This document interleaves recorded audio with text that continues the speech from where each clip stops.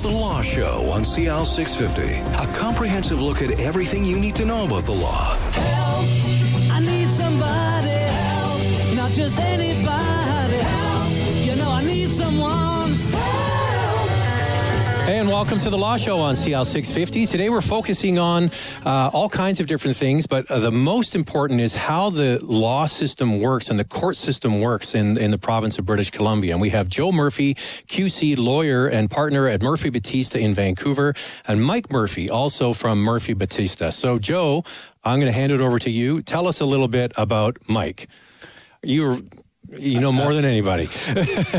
Mike is my middle son, born in December 1981. And I remember that because in January 1982, the firm Murphy Battista was established. Okay.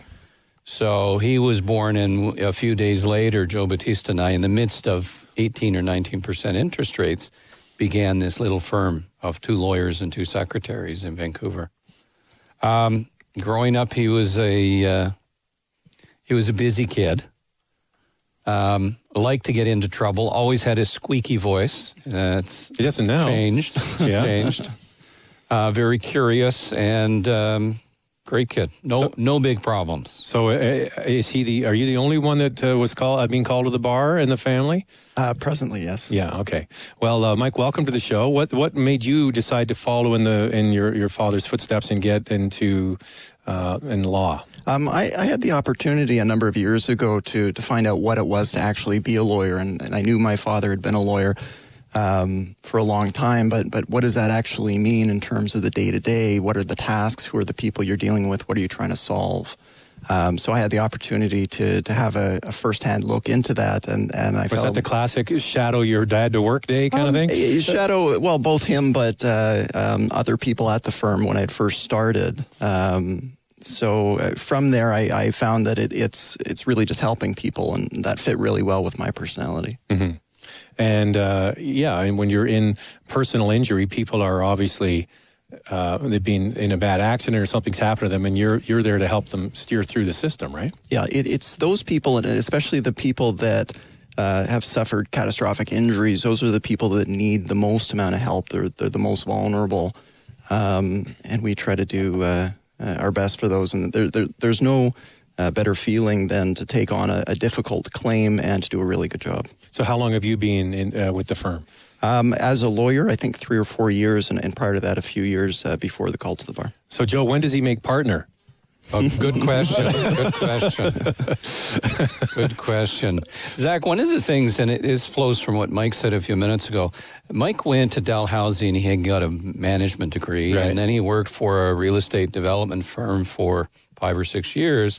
That firm, like so many others, went out of business. And at that point, Mike was saying, okay, what next? I sent him to a company that does vocational testing and counseling.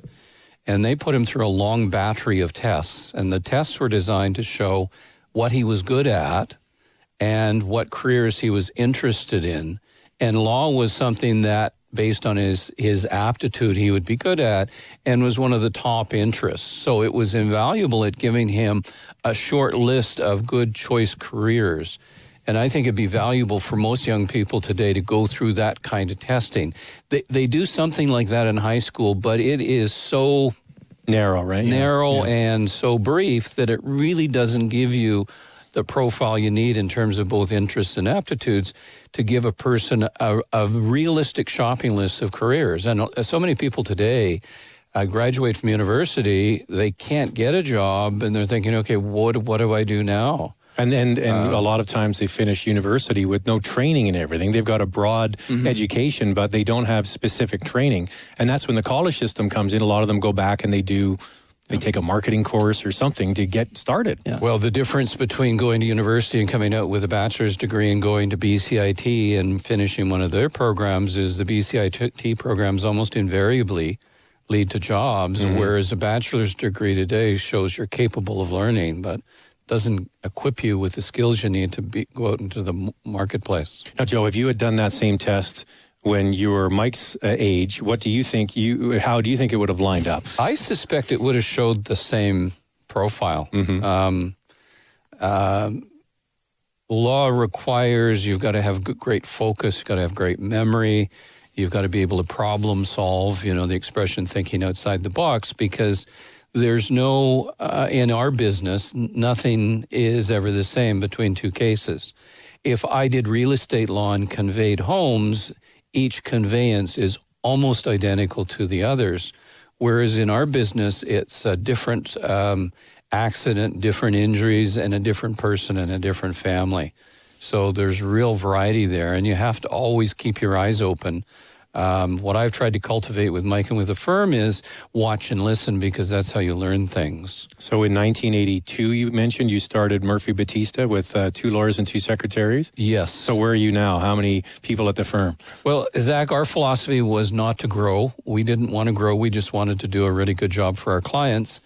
By doing that good job for the clients, the demand for help from our clients got bigger and bigger and bigger. So we've gone from 2 lawyers and 2 secretaries to 16 lawyers and a support staff of about 60.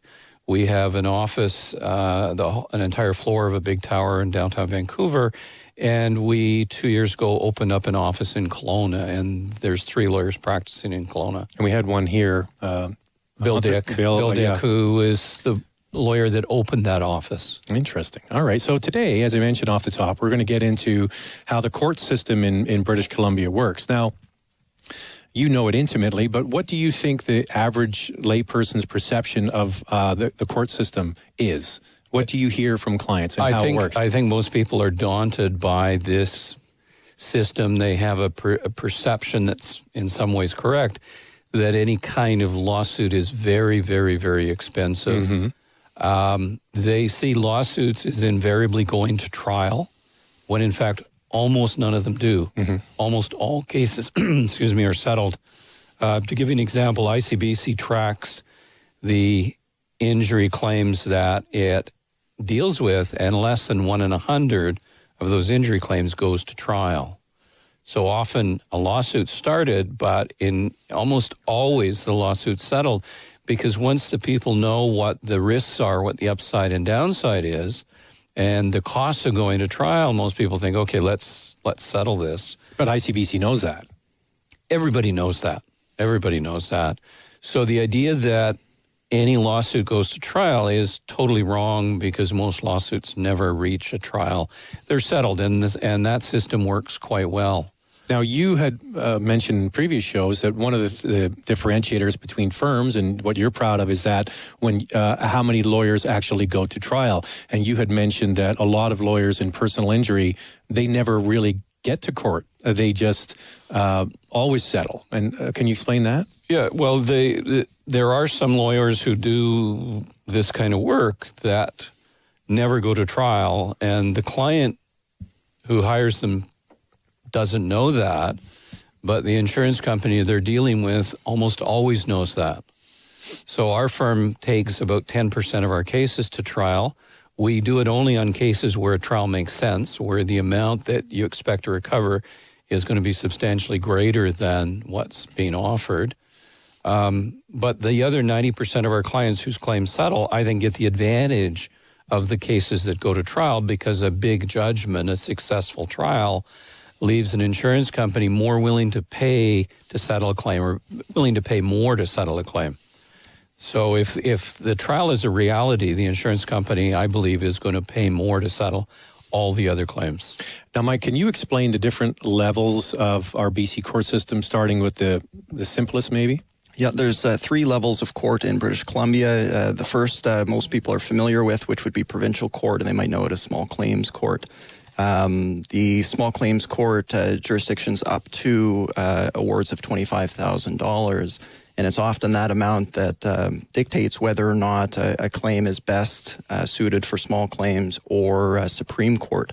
So do you have to state in your suit that it would be up to under $25,000? You're suing for under that. That's correct. Right. The forms you fill out to file the lawsuit, and they call it a notice of claim, indicates very clearly that there's a maximum recovery of $25,000 plus, I believe, interest and some. So this would be somebody owes somebody money and they haven't been paid, these sorts of things? That's correct. Right. That's correct. So, and is that a good system? It keeps it simple? I think it is a good system. The small claims court is very geared towards people that might not have a lawyer. So the resources available, the pamphlets, there's a number of websites that are quite helpful in helping people navigate the system, which is very confusing unless you've done it before.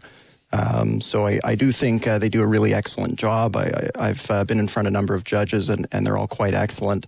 And they're all very patient and concise when it comes to trying to direct lay litigants, those people without a lawyer, in the right direction. So is that, Joe, in your opinion, a good system for people to go in without representation? Can they argue their case well, or do you think that they're better off to get a professional? Well, there are limits to what a layperson understands about the rules of evidence, how you have to prove something. The judges in provincial court have a bit of a dilemma because in one sense they want to help the lay litigants, but in the other sense they don't want to disadvantage the opposing party. So the more you help one person prove their claim, the more you're weakening the position of the opponent. It's a necessary system. There's got to be a system where you don't need to spend money on lawyers. And in most small claims disputes, the lawyers aren't needed.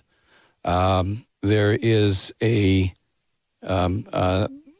portion of the small claims process that involves a settlement conference, and you have a judge who sits at a settlement conference and puts quite a bit of pressure on the parties to settle, and those usually result in a settlement. If you have a person who's loaned $20,000 to a friend or a relative and they don't get paid, it makes total sense to sue in small claims because the legal fees are going to be zero or near zero. You may need some advice. But to hire a lawyer and to sue in Supreme Court would result in most of that $20,000 probably going to the lawyer. So can we get some free legal advice, Joe? How do you present evidence into court? Evidence 101. You can't go to court and say, my brother said that light was red. Right. The judge is going to say, I have to hear your brother. That's hearsay. Hearsay, you have to be able to prove what your damages are. It's not really worthwhile to say, well, I was off work and here's a letter from my employer saying my wage loss was $1,000, because that letter isn't evidence. So there's all sorts of little things, but the system is there in small claims to help people understand what they need to do. But for the judges, it's a real dilemma. Small claims judge, how much do they help? How much do they assist? Because the assistance to one party is to the disadvantage of the other. So small claims judges have a tough time. The other thing with these judges is they do small claims court. They also do most family disputes are in small claims or provincial court, and most criminal cases are heard in provincial court. So if you go down to 222 Main, which is the big provincial courthouse in downtown Vancouver, that's all criminal cases. So small claims is part of it, but it's probably, I'm guessing, 20% of what all the provincial court judges do. So they see a wide spectrum of things. They've got divorce cases. Is that what you're saying? Not divorce. For divorce, you have to go to Supreme Court, but disputes about child custody and maintenance and the custody issues can be nightmares. They're just nightmares, and they're nightmares for the litigants. They're nightmares for the judges who are trying to deal with that.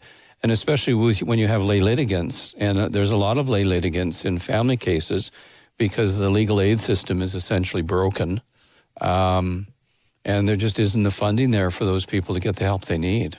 Okay, so we've touched on provincial court, small claims up to $25,000. When we come back, we'll speak about the British Columbia Supreme Court next on The Law Show on CL 650.